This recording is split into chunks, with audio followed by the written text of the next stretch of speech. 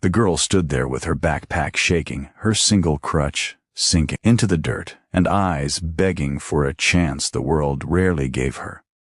When she whispered, "Can I sit here?" the single dad didn't know that his answer would unravel secrets, heal wounds, and change all their lives forever. The park was unusually quiet that afternoon, the kind of quiet that made people talk softer and walk slower. Single dad Ethan Hale, exhausted from another double shift, sat on the chipped wooden bench watching his 8-year-old son, Noah, kick a faded soccer ball by himself. Ethan rubbed his temples. His life had been a series of uphill battles ever since Noah's mother passed away 3 years earlier. Money was tight, jobs came and went, and he constantly feared he wasn't doing enough. But today he promised himself he would breathe, just for a moment, just enough to remember that life wasn't only about survival. He had just closed his eyes when he heard a soft, hesitant voice trembling like a leaf in winter.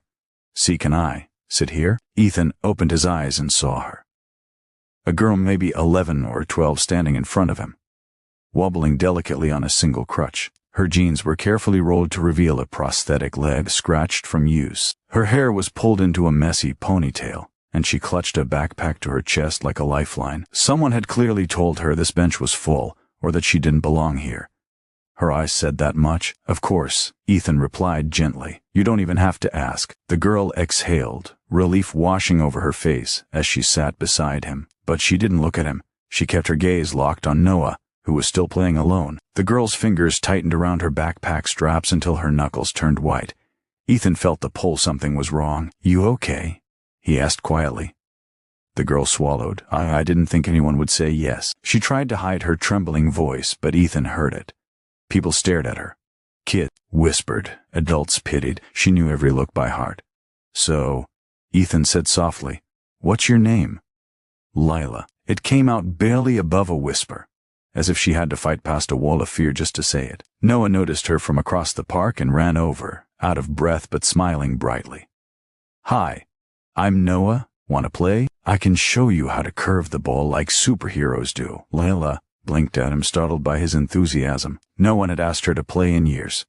She looked at Ethan, unsure. Ethan nodded warmly. He'd like the company. But Lila shook her head.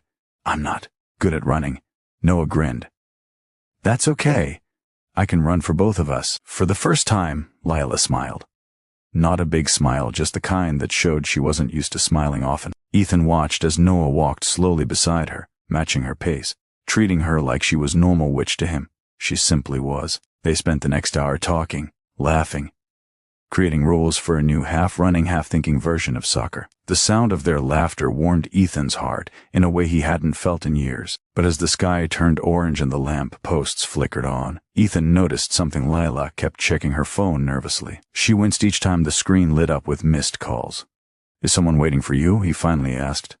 Lila hesitated, then whispered, "My mom. She doesn't know I'm here." Before he could ask more, a black SUV screeched up beside the park. A woman jumped out, hair frantic, eyes swollen from crying.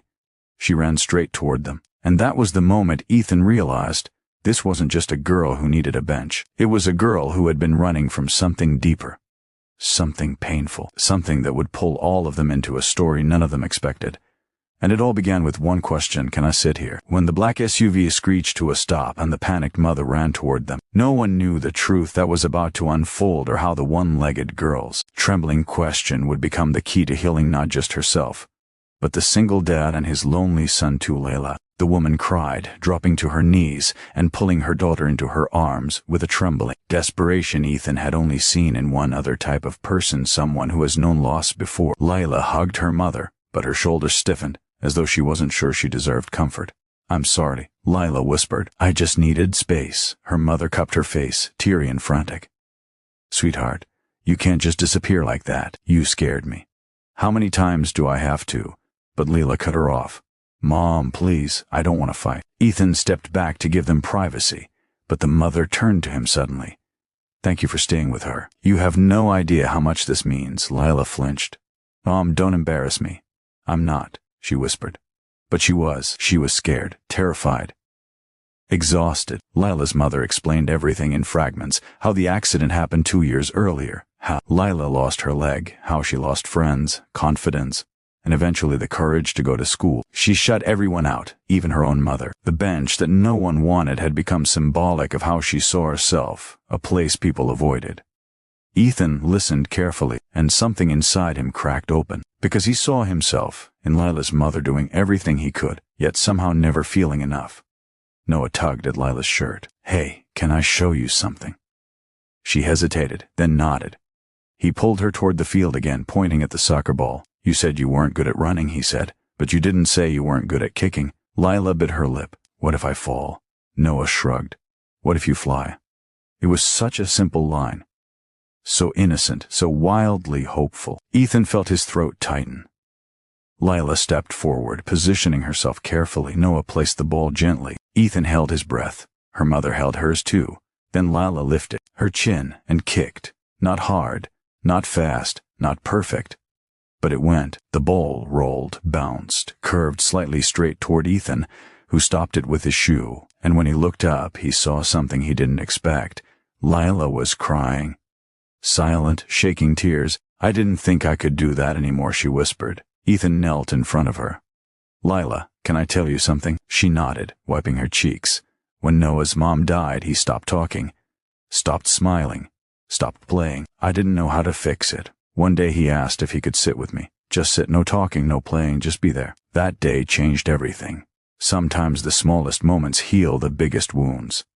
Lila stared at him, breath uneven, and then she asked the question again, voice breaking. "Can I still sit here?"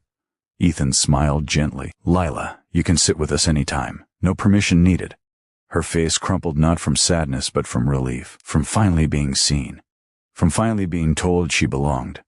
Her mother wiped her own tears. "Thank you," she whispered to Ethan. "I've been trying so hard, but maybe she needed someone who understood pain differently." Ethan shook his head. She didn't need someone different. She needed someone additional. No one heals alone. The four of them sat together on the bench as the sky faded to purple, Noah talking nonstop, Lila giggling between sniffles, her mother quietly holding her hand, and Ethan feeling for the first time in a long time that maybe he wasn't failing after all. And in that moment, in that quiet, shared breath of broken people helping broken people, Ethan understood something he would remember for the rest of his life. Sometimes the greatest miracles begin with the courage to ask for a place to sit, and the kindness of someone who answers yes, always yes.